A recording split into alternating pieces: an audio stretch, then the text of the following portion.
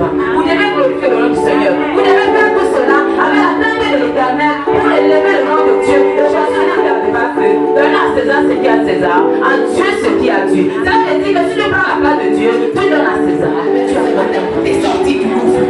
Il est venu ce matin pour tes sorties de la famille, pour te mettre sur le mandat le plus élevé, pour te mettre sur le mandat le plus élevé. L'agneau est venu pour t'élever. Il est venu pour t'élever. Ce matin.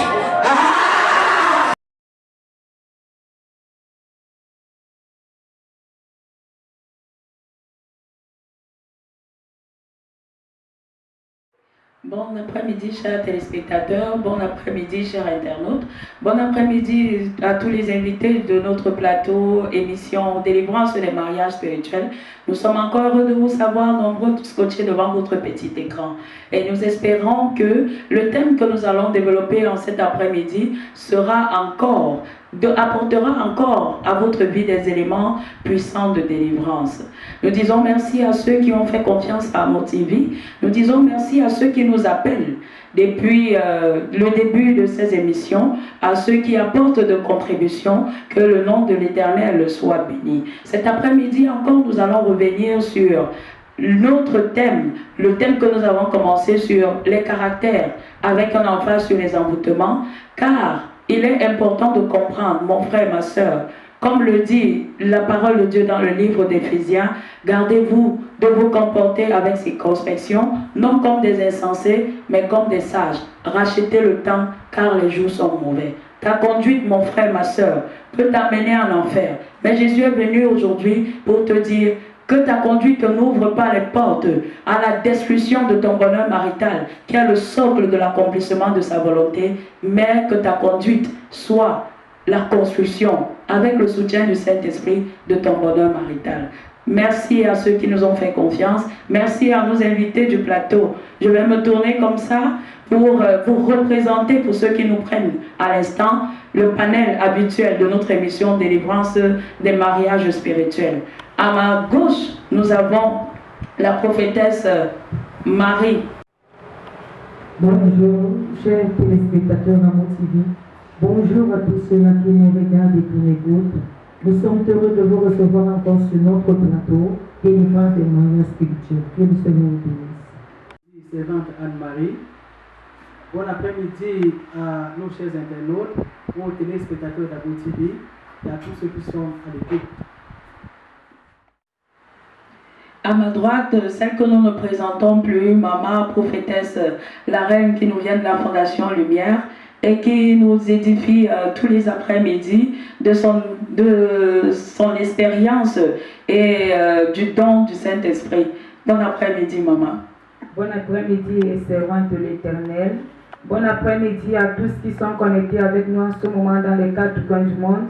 Bon après-midi à tous que le Seigneur, le Dieu de la création, a préparé, disposé pour recevoir la liberté, la délivrance de la fondation de leur vie maritale. Au nom de Jésus, vous êtes bénis d'avance. Et celle que nous ne présentons plus, qui est la prophétesse, le pasteur autant pour moi, Liliane, qui édifie tous les après-midi comme ça nos internautes de langue anglaise. Elle est encore là pour vous cet après-midi. Good afternoon, Pastor Liliane. Good afternoon, Anne-Marie, and good afternoon to you, dear televiewers. You are blessed this afternoon once more. Today, we are on the program, Deliverance of Spiritual Marriages, and today we are continuing to touch the aspects of the characters and precisely the spirits. How can a spirit affect the life of somebody and open the doors to the spiritual husband? I hope that you are going to be blessed. Just stay tuned. Merci, Pasteur Liliane. Pour ceux qui nous prennent à partir de cet instant, nous vous rappelons que vous êtes à votre émission Délivrance des mariages spirituels. Vous allez dire, pour ceux qui nous prennent à l'instant, c'est pourquoi est-ce qu'il faut délivrer les mariages spirituels. Mon frère, ma soeur, toi qui nous retrouves à cet instant, il faut savoir que nous avons commencé à développer ce thème dans les précédentes éditions et tu peux trouver ces rediffusions-là au travers de nos rediffusions sur la chaîne Amour TV ou à notre site internet dont l'adresse défile au bas de l'écran. Pour toi qui es avec nous, qui a encore des questions, des contributions, il y a un numéro, tu peux appeler les servants de l'Éternel, loin de Dieu, Maman Prophétesse la Reine, se feront le plaisir de vous recevoir, de discuter avec vous à la Fondation Lumière, le ministère qui se trouve à Japoma. Vous n'avez qu'à contacter le numéro et vous aurez toutes les indications. Merci. Nous allons continuer. Avant de continuer, nous allons passer la parole à Maman la Reine pour confier ce programme à l'Éternel. Nous allons nous lever pour la prière.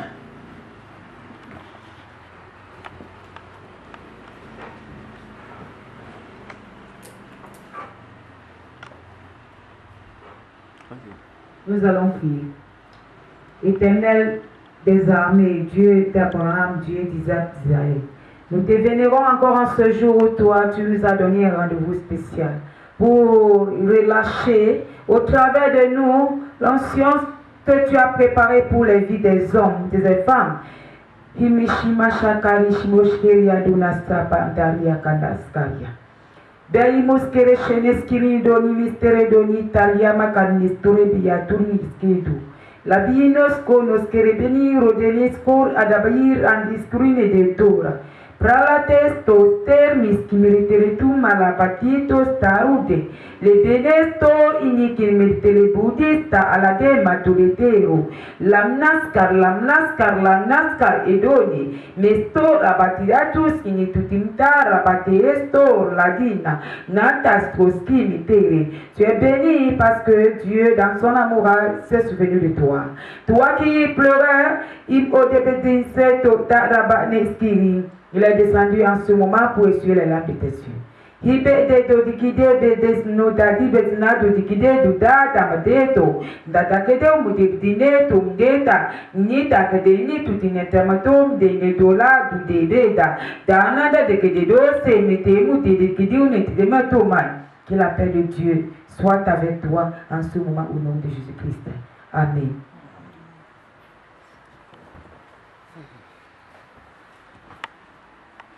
Merci Maman pour cette prière. J'espère que toi qui nous retrouves à l'instant, toi qui nous prends le train en marche, tu sais que tu es à l'émission Délivrance sur les mariages spirituels. Nous allons continuer à débattre sur les causes des portes ouvertes au mariage spirituel négatif et dans les précédentes éditions, tu peux trouver d'autres thèmes qui ont été débattus, à savoir le péché, les autels, les alliances, les trônes, etc. Et je sais que tu seras également édifié. Sans plus tarder, nous allons commencer en passant la parole à l'évangéliste pasteur Hervé pour qu'il nous dise concrètement, pour ceux qui arrivent et qui nous rejoignent à l'instant, comment le caractère peut arriver à être une porte ouverte au mariage spirituel magnifique. Pasteur évangéliste Hervé. Merci, ma soeur. Le caractère, comme nous l'avons déjà signalé hier, c'est la manière de réagir face aux événements, face aux situations, qui finit par bâtir la personnalité d'une personne. Et cette manière de réagir-là est généralement à sa base le péché. Le péché. Donc, chaque caractère a pour socle le péché, ou bien une vertu. Quand le caractère, c'est un bon caractère, ça veut dire qu'à la base du caractère, là, il y a une vertu. Il y a une parole. Il y a la parole de l'Éternel qui est pratiquée. Là, le caractère qui sort de là est un bon caractère, approuvé par Dieu et généralement approuvé aussi par les autres. Lorsque c'est le péché qui est à la base, c'est un mauvais caractère. C'est-à-dire les manières d'agir, de réagir. C'est ça le caractère. Progressivement, lorsque ces manières sont accumulées, ces manières se fondent en un tout qui façonne la personnalité de chaque individu. Voilà en quoi le caractère peut être une porte d'entrée du mari spirituel. Lorsque le caractère là découle du péché, chaque fois que le péché est pratiqué, le péché là ouvre une porte d'accès à l'ennemi. N'importe quel ennemi peut passer. Le péché, c'est une porte ouverte à l'entrée des démons et de tous ceux qui veulent du mal. Et aussi au mari spirituel. Donc ce n'est pas seulement le mari spirituel qui est concerné par l'ouverture d'une porte par le péché. Voilà pourquoi il est écrit que celui qui est né de Dieu ne pratique pas le péché. Parce que la semence de Dieu est en lui et il ne peut pécher parce qu'il est né de Dieu. C'est ça, le mécanisme de l'ouverture ou de la fermeture des portes. Quand le péché n'est pas pratiqué, quand le péché arrive par inadvertance, comme ça peut arriver souvent, l'être humain étant encore dans la chair, en ce moment-là, l'être humain doit se repentir rapidement pour que cette porte soit fermée. Mais si l'être humain prend plaisir à pratiquer le péché et à prendre plaisir dans un caractère qu'il manifeste, c'est alors qu'une porte est permanemment ouverte et n'importe quel ennemi peut entrer, en l'occurrence le mari spirituel. Il y en a qui disent parfois, c'est comme ça se passe dans ma famille, nous sommes comme ça. On ne nous tente pas. Si tu nous provoques un peu, on te lave. Nous ne donnons pas le rebond. Il y en a qui disent ça, les querelleurs, les gens qui aiment beaucoup les querelles, qui aiment beaucoup insulter. Quand tu fais quelque chose, ils t'insultent bien. Quand tu dis qu'on ne doit pas réagir ainsi, il te dit que chez nous, on nous connaît comme ça. Nous ne laissons pas. Nous ne laissons pas. C'est comme si c'était une gloire. Ignorant que ça, c'est une manière de réagir qui n'est pas bonne. Qui n'est pas bonne. Merci. Je vais me retourner comme ça vers la prophétesse Marie Ballon. Le frère vient de parler de quelque chose d'assez intéressant tout à l'heure, les querelles. Les querelles. Il peut y avoir des querelles entre des personnes mariées comme des célibataires, mais concrètement, en tant que caractère, en tant qu'attitude, façon d'être, comment au travers des querelles, on peut recevoir une visitation négative au point d'impacter la base de notre vie. Déjà, nous devons comprendre que les querelles, ce n'est pas une bonne chose. C'est quelque chose, les ténèbres. Ça veut dire que si tu es querelleuse, ou bien si toi, un homme également, tu pratiques les querelles, tu dois déjà savoir que c'est une porte ouverte à l'ennemi et une porte ouverte au monde des ténèbres. Et généralement, quand on est querelleuse, ou bien quand on pratique ce caractère-là bien aimé, c'est la bouche qui est en action. Et cette bouche qui est en action sort des sémences négatives. Et ces sémences négatives, non seulement, avant d'abord d'impacter la vie de ton frère qui est à tes côtés, impacte d'abord ta propre vie. Parce que pendant que la bouche est en mouvement et en train de vomir des énormités bien-aimées, cela salit d'abord de ton être. Toi-même, la personne qui est en action par des querelles, tu es d'abord couverte des ténèbres. Et comme tu es couverte des ténèbres ainsi bien-aimé, voilà déjà une connexion qui te lie avec le monde des ténèbres et des portes d'ouverture. Et pendant que tu es totalement dans le monde, dans les ténèbres, comment le mari de nuit ne peut pas te repérer? Il va seulement te repérer bien-aimé. Puisque nous savons que le mari de nuit, c'est celui-là qui se retrouve dans le monde des ténèbres. Et tous ceux-là qui sont dans le monde des ténèbres repèrent également leurs cibles. Et pour que tu sois atteint, il va falloir que tu les ressembles également. Et comment tu vas ressembler, c'est par leur nature ténébreuse.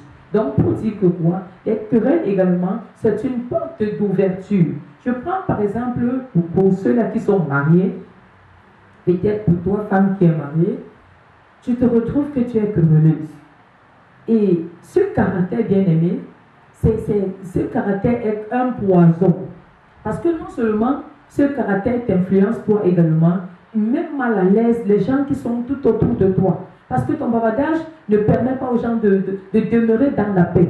Ne permet pas aux gens d'être libres ni satisfaits de quoi que ce soit. Mais tu es toujours là en train de troubler les cœurs, troubler les pensées et tout et tout. Et si ton frère qui est à côté de toi, bien ta soeur qui est à côté de toi, n'est pas à l'aise à cause de ton attitude bien-aimée, même Dieu ne pourra pas être content de toi.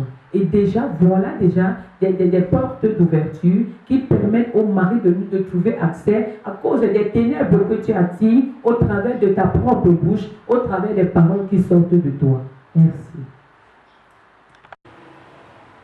Parlant du mariage et du travail maléfique de l'orgueil dans le mariage, nous savons que le Seigneur, pour que l'ordre et la paix règnent dans le mariage, afin que sa volonté s'accomplisse, il a dit que la femme doit se soumettre. Oh, bien aimé, il est très difficile lorsque deux chefs veulent régner dans le même territoire. Regardez un peu le cadre des nations. Lorsqu'un chef d'État est au pouvoir et qu'une rébellion armée et bien entraînée se lève dans son pays, cet homme doit beaucoup souffrir. Parce qu'il y a il y a deux chefs. Il y a un chef des ténèbres, un chef de l'illégalité qui est armé et qui combat le chef démocratiquement élu, le chef qui a reçu une onction par les voies normales. En ce moment, il a beaucoup de difficultés. Dieu connaissant toutes choses, il a dit que l'homme est le chef de la femme et que la femme doit être soumise à l'homme. C'était pour que les deux travaillent main dans la main, sachant que voilà celui qui prend les décisions finales, afin qu'il n'y ait pas de blocage. Parce qu'il y a deux chefs qui n'arrivent pas à se décider. C'est pénible. C'est pénible.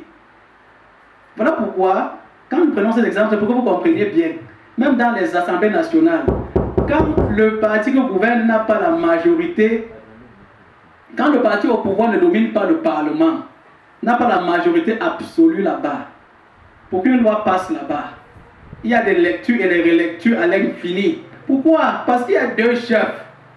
Pendant que le pouvoir veut avancer pour travailler, l'opposition est en train de voir les déchets dans la loi, d'opposer, de faire l'opposition dans les lois. Et c'est comme ça comment il y a blocage. Il y a blocage. Et même quand le gouvernement parvient à faire passer un test, après, tout un travail est fait pour que le gouvernement n'ait pas la confiance du Parlement. Pour que le gouvernement ne reçoive pas la confiance. Et il y a blocage. Pourquoi? Parce qu'il y a coude à coude. Il y a presque égalité de force là-bas au Parlement. Il en est de même dans le couple. Quand la femme est également chef dans un foyer, il y a blocage. Et désordre, et grand désordre. Même les enfants commencent à s'aligner. Il y a tel enfant qui commence à dire que c'est papa qui a raison. Je m'aligne derrière papa. D'autres disent que c'est maman. Comme si c'est maman le chef de la famille. Vous voyez ça? L'orgueil. Quand la femme dit, je me soumets pourquoi? Je connais d'ailleurs plus que cet homme. Mais je peux étudier plus que lui. Il n'a que le bac, il n'a que le BPC, il n'a que le CEP. J'ai une licence. J'ai étudié, il ne comprend pas, il n'a pas le niveau. Quel niveau? Sur les matières simples du quotidien, on parle du niveau. Quand on étudie là, c'est pour aller faire les guerres. C'est pour les guerres. Voilà comment les ménages sont souvent bloqués. Bloqués. Quand l'homme décide, la femme parfois prend la décision, elle commence à faire la philosophie dessus. Elle dit que regarde, la décision, ça va nous mener droit dans le chaos. Une décision qui peut bien servir aux intérêts de la famille, à cause de l'orgueil. Parce que la femme croit qu'elle connaît. Elle connaît tellement. Et c'est elle qui doit enseigner son mari. Et c'est elle qui doit guider son mari. Parce que son mari est tellement incompétent que comme elle a trop de soucis pour la famille, il faut qu'elle empoche cet homme-là, que cet homme devienne un jouet entre ses mains pour que la maison soit bien gouvernée. Et il en résulte beaucoup de désordre. Quand maintenant, l'homme est bien rempli d'orgueil, il ne recourt même pas à la prière. Il dit que mon autorité ne peut pas partir comme ça. Ça passe ou ça casse. Ça gâte, ça gâte. Voilà. Quand un tel langage entre en scène, tous les ingrédients sont réunis pour que Satan vienne se glorifier. Là, le trône de Satan vient se positionner là-bas dans le couple-là. Et c'est maintenant le chaos total. Les maris spirituels viennent. Toutes sortes de démons viennent. Les sorciers viennent. Chacun vient se servir. D'ailleurs, quand une famille est bloquée au sommet comme ça, même les enfants, dépression par-ci, dépression par-là, prostitution par-ci, par-là, même à l'école, les enfants ne prospèrent plus. Voilà comment la famille est taillée en pièces. Voilà comment l'impudicité arrive dans la famille. Hein? Il y a même des femmes qui finissent par aller prendre un partenaire dehors. Même les hommes, que bon, comme la femme, si elle croit que je suis son esclave, elle croit que je suis son petit chien, qu'elle a enchaîné. Je vais lui montrer que je suis un homme et que je vis. Il va dehors. Il va dehors, parfois il dit même, je vais amener une autre femme dans cette maison. En ce moment, la femme dit que, n'est-ce pas, on est chrétien. Ah, on est chrétien seulement qu'il faut utiliser le nom de Jésus pour faire le combat maléfique. On ne sait pas qu'on est chrétien car il faut obéir aux instructions de l'Éternel. Mais quand il faut maintenant bloquer l'homme pour qu'il n'aille pas chercher une autre femme, on invoque le nom de Jésus-Christ. Bien aimé, c'est triste. Ce que nous racontons ici sont des choses qu'on vit au quotidien. Les batailles terribles. Voilà comment la famille est livrée à Satan. Satan vient par les maris spirituels, par les nourritures nocturnes. Il puise tout. Il vide tout. Il détruit la famille. Bien aimé, voilà en quelques mots les conséquences de l'orgueil.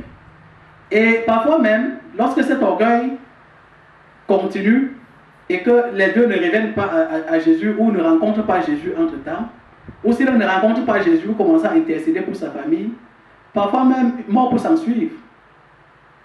Parfois même, l'homme peut finir par frapper mortellement sa femme, ou la femme par frapper mortellement son mari. Je me souviens d'une histoire qui m'avait été racontée. Un homme qui avait des problèmes avec sa femme, il avait battu. Il allait au travail. La femme a dit, bon, tu m'as battu, tu es plus fort que moi, mais je vais prendre ma revanche sur toi. Quand l'homme allait au travail, il est rentré. Habituellement, quand il rentrait, il allait directement prendre son beurre avant de venir regarder par la télé, manger et faire autre chose. La femme a chauffé le fer. Elle a branché le fer au plus haut niveau. Quand l'homme est retourné de la douche, elle a placé ça sur son dos. Oui, dit que j'étais eu. J'ai pris ma revanche sur toi. Tu te crois fort. Mais moi aussi, j'ai mes moyens de lutte. Vous voyez ça?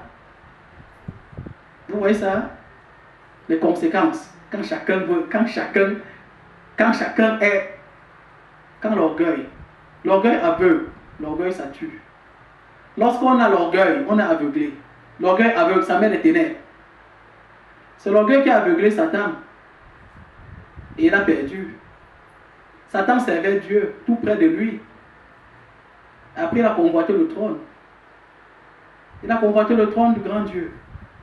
Il a refusé la repentance. En convoitant, il a fait naître la rébellion dans le ciel. Il a expliqué sa cause aux anges. Que certains anges l'ont suivi. Que vraiment, ta cause là, c'est vrai. C'est vrai, c'est toi que nous voulons maintenant suivre. Et alors le Dieu juste les a chassés. Il les a chassés. Et Satan est devenu ce qu'il est, perdu par l'orgueil. Et l'orgueil, c'est une menace réelle dans les cœurs des hommes. C'est une menace réelle. Chacun doit veiller sur soi attentivement pour lutter contre les péchés du moi, surtout l'orgueil. Parce que la Bible dit que l'humilité précède la gloire, alors que l'orgueil précède la chute. Merci. Oui, maman, je voudrais qu'on revienne un peu sur un aspect assez important dans la conduite des uns des autres. Il y a ces personnes-là qui se sont forgées des époux et des épouses idéales. Parce que j'ai un doctorat en tel, alors je ne me vois pas en train de faire ceci, elle doit être ci, elle doit être ça.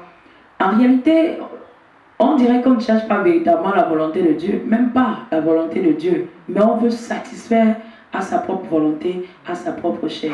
Dans ce cas-là, est-ce que au travers de cet état d'être, au travers de cette conduite, est-ce que nous-mêmes nous n'ouvrons pas la porte aux maris spirituels qui viennent toucher notre bonheur marital? À cet état-là, nous nous retrouvons que de telles personnes ouvrent les portes au mari, au conjoint spirituel, parce que c'est en ce qui concerne le mariage, le Saint-Esprit de Dieu doit être le maître, orientateur, celui qui doit faire le choix à ta place, à la place de la personne. Il y a des gens aujourd'hui dans le monde, ils recherchent les produits finis. Je vais donner un témoignage d'un jeune garçon qui est venu dans mon ministère. Il avait un problème de mariage. Il voulait épouser une jeune fille, mais son problème était, il fallait qu'il retrouve une jeune fille qui n'a pas d'enfant. Entre-temps, lui, il avait 2 enfants. Il était d'abord marié, il a divorcé et il cherchait une jeune fille qui n'était pas encore mariée, une jeune fille qui n'avait pas d'enfant. Entre-temps, lui, il avait 2 enfants. Et il recherchait une jeune fille qui est géante, brune, belle, avec au moins le niveau bac. Entre-temps, lui, il avait 2 enfants. Il y aura toujours les produits non finis. Parce que depuis le jardin d'Éden, Dieu avait créé l'homme. Il a donné à l'homme tout ce qu'il fallait comme élément nécessaire pour cheminer au cours de sa vie afin d'atteindre le but par lequel l'homme est venu sur la terre.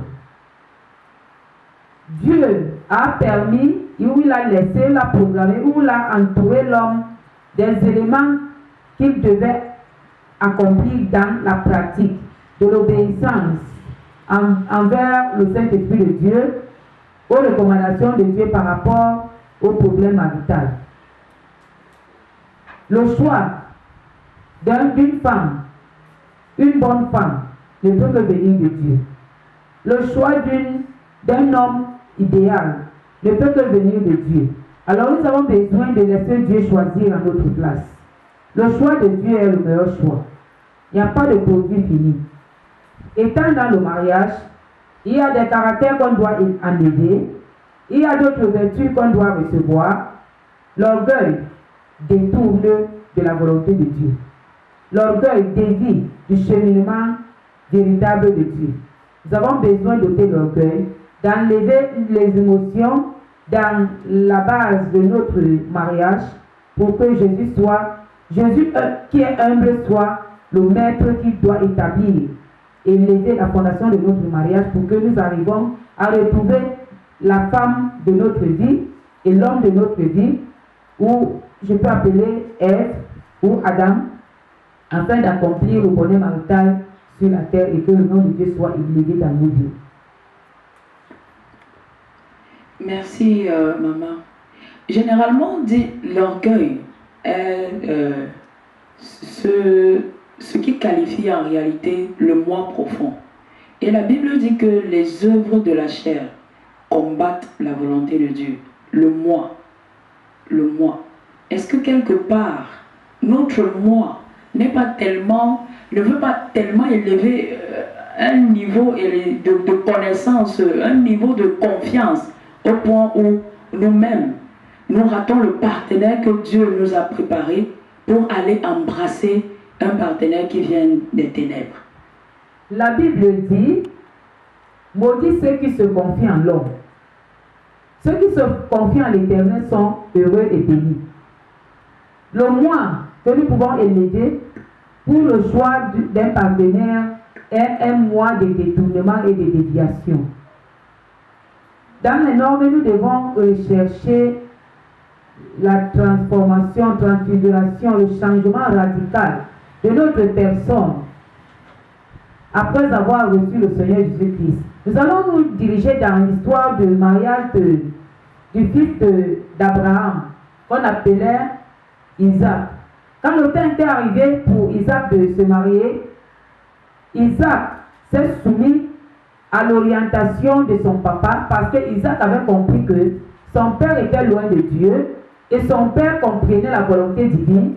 Son père était connecté à l'orientation de Dieu pour le bon choix par rapport au mariage. La Bible nous dit dans cet écrit que quand Abraham a envoyé son serviteur à la recherche d'une femme pour son fils Isaac, le serviteur également qui connaissait les principes de Dieu, il a levé les yeux vers le Dieu d'Abraham Et le Dieu d'Abraham, qui est le Dieu de la fidélité, le Dieu de la droiture, la justice, le Dieu de la vérité, a reçu les prières du serviteur d'Abraham et a cheminé avec lui jusqu'à recevoir, à retrouver la femme idéale, la femme de la promesse, la femme du départ, la femme de la vie que Dieu avait gardée pour Isaac. Et tout s'était bien passé parce qu'il était orienté par l'Esprit de Dieu. Nous avons besoin d'être orientés par l'Esprit de Dieu. L'orgueil nous conduit à recevoir les connaissances éphémères, nous conduit à garder la servitude dans l'état d'homme humain, d'homme naturel. Nous avons besoin de sortir du naturel quand il s'agit d'un problème de mariage pour épouser le surnaturel. Parce que c'est dans le surnaturel que nous pouvons recevoir la volonté divine. Quand je parle du surnaturel, nous devons laisser l'Esprit de Dieu en action afin que nous demeurons dans la volonté parfaite de l'œuvre de Dieu par rapport à notre cas marital. Merci, maman. Je vais un peu aborder avec le frère évangéliste Hervé un autre aspect de l'orgueil, surtout dans le cadre couple, le cadre mariage. On voit jusqu'aujourd'hui des couples, même chrétiens, qui passent le temps à dire « moi, on ne peut pas me faire ça. Moi, mon mari ne peut pas me faire ça. Moi. » Le « moi » est tellement surdimensionné que finalement, ça crée même des animosités dans le couple. On n'arrive plus à se parler, on n'arrive plus à communiquer. De manière graduelle, l'amour diminue. Je voudrais un peu revenir avec Évangéliste Hervé pour qu'il nous décortique un peu l'impact du moi dans la bonne marche d'un foyer. Pour que ceux qui nous écoutent, qui sont mariés, qui comprennent jusqu'où le moi peut impacter notre bonheur marital. Oui, ma soeur Anne-Marie, le péché du moi fait de graves ravages dans les couples. Le moi, c'est un véritable problème. Quand on parle de la chair, c'est le moi qui est à la base de la chair. Le moi, c'est l'homme naturel qui délibère sur sa voie et qui ne veut pas recevoir les instructions du Seigneur pour faire ce qui lui semble bon. C'est ça le moi. L'homme planifie, l'homme exécute, l'homme imagine, l'homme avance, sans chercher à savoir ce que le Seigneur veut. Parce que pour lui, quand il a déjà pensé et planifié, c'est bon. Et c'est ce qui doit passer. C'est ça le moi. Le moi, c'est lorsque l'être humain est au centre de sa propre vie et de la vie de ceux qui sont dans son entourage. Il veut guider, il veut faire comme bon lui semble. Et généralement, les péchés du moi sont essentiellement l'orgueil, l'égoïsme, l'égocentrisme. L'orgueilleux a une opinion supérieure à sa propre valeur. Il ne sait pas s'estimer à juste titre. Il ne sait pas s'estimer selon la vérité, mais il croit toujours qu'il est plus grand que ce qu'il est effectivement. C'est ça l'orgueil. Et ça fait maintenant qu'il y a les airs, il est hautain, l'orgueil est hautain, l'orgueil c'est un grand savant, et c'est lui qui connaît toutes choses. Et avant d'évoquer un sujet, il connaît déjà. Avec l'orgueilleux, quand l'orgueilleux est un juriste de formation, il connaît même la géophysique, il connaît. Quand vous parlez des astres, le mouvement des planètes, il est vrai que peut-être il a un peu étudié la géographie, mais il vous parle comme un technicien, comme un ingénieur de la NASA. Et même un ingénieur de la NASA qui parle, il est prêt à le contredire. On le sait sur la base de quoi? C'est ça l'orgueilleux. Il pense qu'il connaît et il est grand. Il est grand. Il est très grand. Il regarde les autres d'en haut. Mais quand tu es plus grand de lui de taille, quand il te regarde là, il te regarde d'en haut. Il est plus haut que toi. C'est ça l'orgueil. L'orgueilleux. Avec les autres péchés du moi, l'égocentrisme. Avec l'égocentrisme, c'est qu'il est la plaque tournante de la terre. Tout ce qu'on fait, c'est par lui. Il est l'alpha et l'oméga de tout système. Il est l'alpha et l'oméga de toute organisation. Quand un orgueilleux, quand un égocentrique est dans une réunion, même quand il n'est pas le président de cette réunion-là, Chaque fois, il est ni président ni conseiller, mais chaque fois, c'est lui. Il connaît tout. Il instruit tout le monde. Parfois, mais il veut légiférer. C'est ça. Parce que selon lui, s'il n'est pas là, rien ne marche. Rien ne peut marcher. Parce que c'est lui la plaque tournante. Et l'égoïste, il pense que tout ce qui est bon doit lui appartenir. Doit lui appartenir.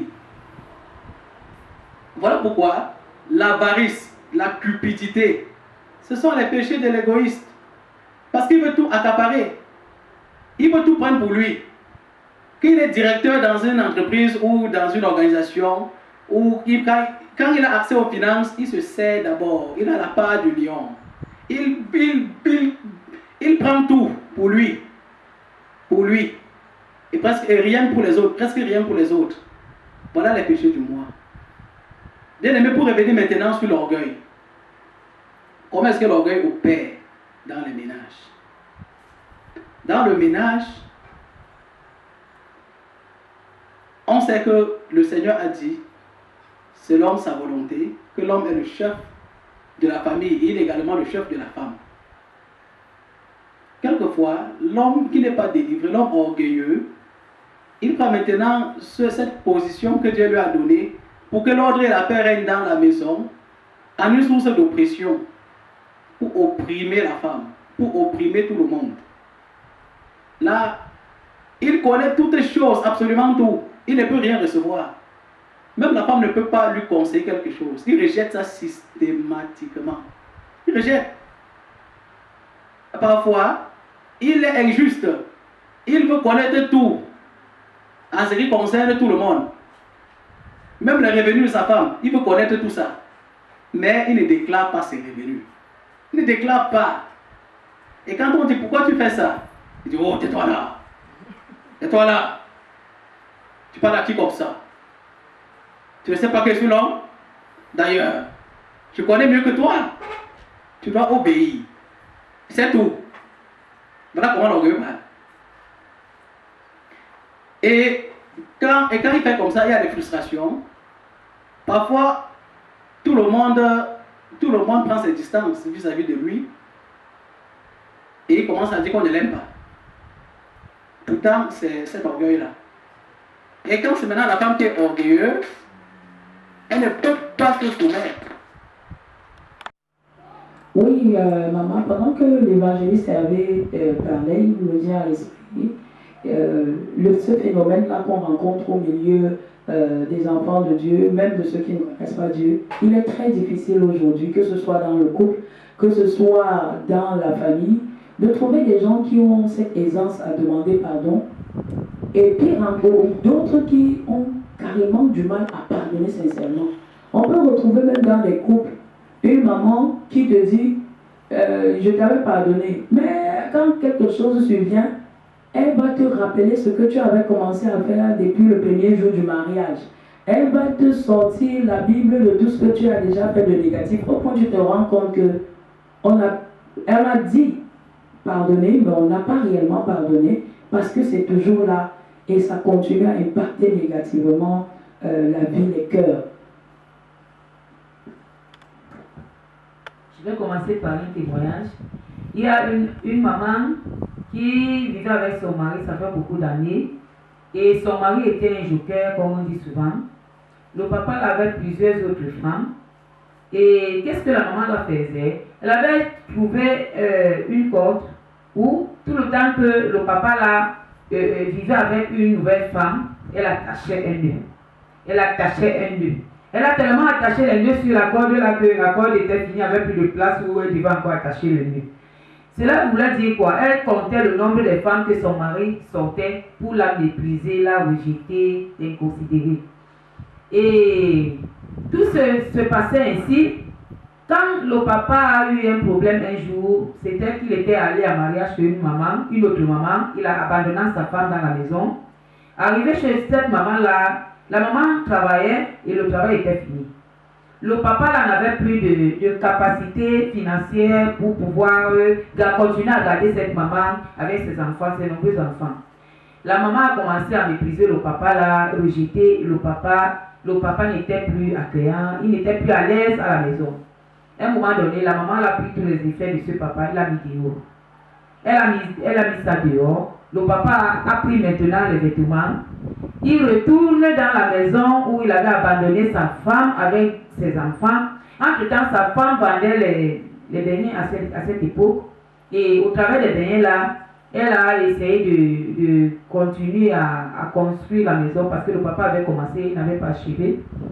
Le papa se retrouve maintenant qu'il n'a plus de logement. Il vient, il se met dehors à la véranda, il se couche là. Le matin, dès que la maman ouvre la porte pour aller frire les beignets, il trouve le papa à la véranda couché.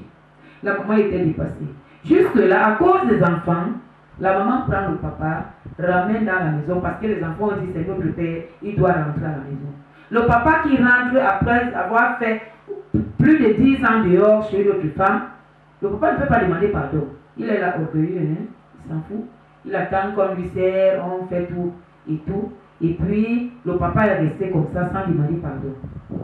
Là, nous pouvons dire quoi? Nous allons positionner ce papa-là dans le cadre des gens qui sont ignorants ou orgueilleux, ou qu'est-ce qui se passe avec lui? Il y a des papas aujourd'hui comme ça. Il y a des jeunes gens aujourd'hui qui vivent de la manière. La nature féminine, masculine ne doit pas te conduire ou t'empêcher à demander pardon à ta femme quand tu es devant une situation. Tu ne dois pas dire que parce que tu es un homme, alors tu ne demandes pas pardon. Tu ne dois pas dire que parce que tu es le chef de la famille, comme Dieu l'a dit, tu ne demandes pas pardon. Ce papa était décédé sans demander pardon. Nous allons nous poser la question après la mort, il se retrouvait aujourd'hui.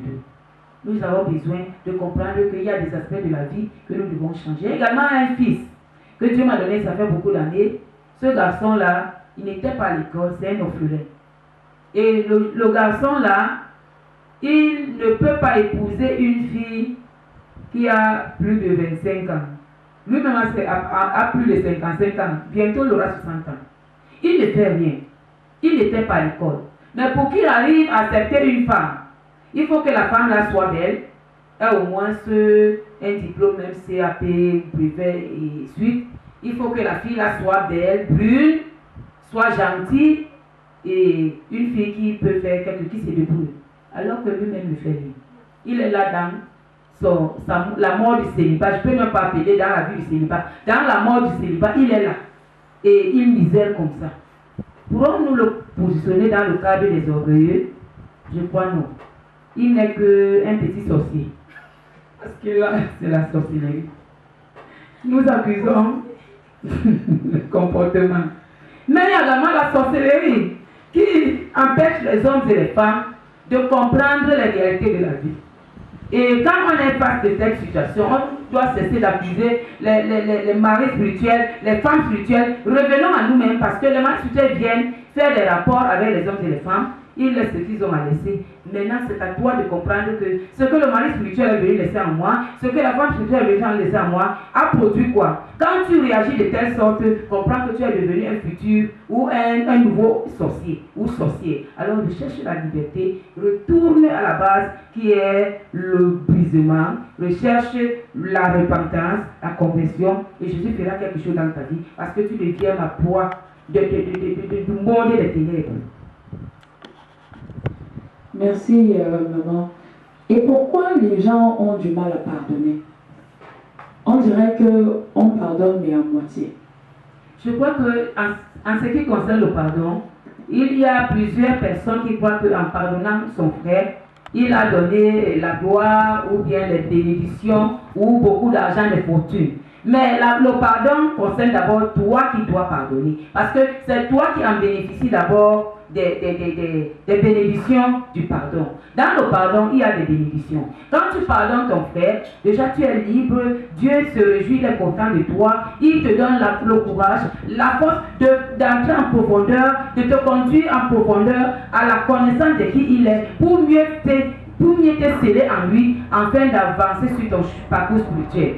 Mais quand tu refuses de pardonner, tu t'es attaché toi-même, tu as détruit ta propre vie et tu as fermé les portes hermétiquement à Dieu pour l'empêcher également de te pardonner. Jésus a dit dans sa parole, si tu pardonnes aux autres, c'est ainsi que ton Père Céleste te pardonnera également. Tu as besoin de pardonner. D'autres ne pardonnent pas parce qu'ils sont méchants. Ils se disent que comme je ne pardonne pas, je laisse sceller dans mon cœur, alors il n'aura pas de paix, il n'aura pas de bénédiction, il ne sera jamais libre, il n'aura pas de joie, alors qu'il se trompe lui-même. Quand tu refuses de pardonner, Dieu lui fait la part des choses. Si la personne a reconnu son tort et qu'elle lui demande pardon à Dieu, alors Dieu l'a pardonné. Et Dieu prend également tes bénédictions, donne à la personne qui t'a demandé pardon et tu as refusé de pardonner. Il y a également d'autres qui refusent de pardonner parce qu'ils sont les sorciers. Dans la sorcellerie, on ne pardonne jamais. Les grands sorciers, ceux qui vivent réellement la sorcellerie consciente, ne pardonnent pas. Même quand il te dit que d'ailleurs les pardons, ils ne connaissent pas ce qu'on appelle pardonner parce que leur maître ne peut pas pardonner, ils ne connaissent pas cette vertu-là. Alors, nous avons besoin de pardonner. Merci, maman. Nous allons revenir un peu sur notre constat. Il y a des gens qui disent naturellement, je sais pas vivre avec les autres. Est-ce que le fait d'être toujours seul, le fait d'être toujours recroquevillé sur soi-même, n'est pas également une porte ouverte à la destruction de ton bonheur marital? Je vais m'adresser à Marie Ballon, la prophétesse. Je dirais déjà, quand on a déjà cette idée en soi, qu'on ne sait pas vivre avec les autres, c'est un blocage. On est limité. Parce que si ce Dieu qui t'a créé savait que tu peux vivre seul, il pouvait créer tout un monde pour toi seul et te laisser seul avec ce monde-là. Mais il a vu que pendant qu'il t'a créé, il t'a donné certains éléments et certaines capacités de pouvoir supporter ton frère et ta soeur qui est à tes côtés. Donc ça veut dire que tu peux vivre avec ton frère et avec ta soeur. Généralement, quand se lève peut-être dans un couple pour dire non, je n'ai pas besoin de telle autre personne parce que c'est caractère et tout, ça fait également partie de l'orgueil. Parce qu'un orgueilleux ne voit pas ce qu'il porte en lui, mais il voit seulement ce que l'autre porte. Et ça fait que quand on est focalisé à ce moment parce que l'autre, je ne peux pas vivre avec telle personne parce que telle personne est comme ça, comme ceci, comme cela, c'est pas bon, bien aimé. La vérité est que ce Dieu qui nous a créés, Dieu a créé tout un chacun de nous. Nous n'avons pas les mêmes ressemblances. Chacun a sa face. Et puisque chacun a sa face, chacun a ses habitudes. Mais selon la parole de Dieu, Dieu nous appelle à nous supporter et à nous aimer les uns les autres.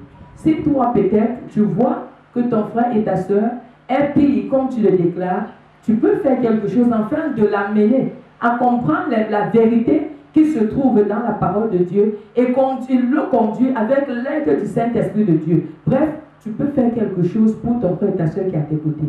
Mais déjà, quand tu veux déjà créer ton monde en disant non, moi je ne peux pas vivre avec tel autre, ou bien je ne peux pas vivre avec certaines personnes, je préfère vivre seul, bien aimé, je voudrais te dire en ce moment que c'est faux. C'est faux et ça part à l'encontre de la volonté divine. Bon, par ailleurs, il y a des moments où, pour ceux qui sont des serviteurs de Dieu, des servants de Dieu, il y a des moments où le Seigneur peut te mettre à part pour quelque chose qu'il a prêté pour te donner. Nous prenons le cas de Moïse qui a monté sur la montagne. Quand Moïse était sur la montagne, il n'était avec personne. Moïse était seul parce que c'était le moment pour lui de recevoir quelque chose de précieux. Il ne fallait pas la présence d'une autre personne à ses côtés. Ça, c'est un cas à part. Mais déjà, quand Dieu ne te dit pas que non, je t'ai mis à l'écart pour quelque chose et toi, tu voudrais te mettre à l'écart parce que tu ne supportes pas les autres, c'est un défaut. Et tu dois comprendre que tu as besoin de délivrance. Et tu dois appeler le secours de Dieu pour que le Seigneur ôte ce manteau qui se trouve en toi. Parce que quand tu es, d'autres personnes te supporter. Et ils continuent à te supporter. Toi également, tu dois faire pareil pour les autres.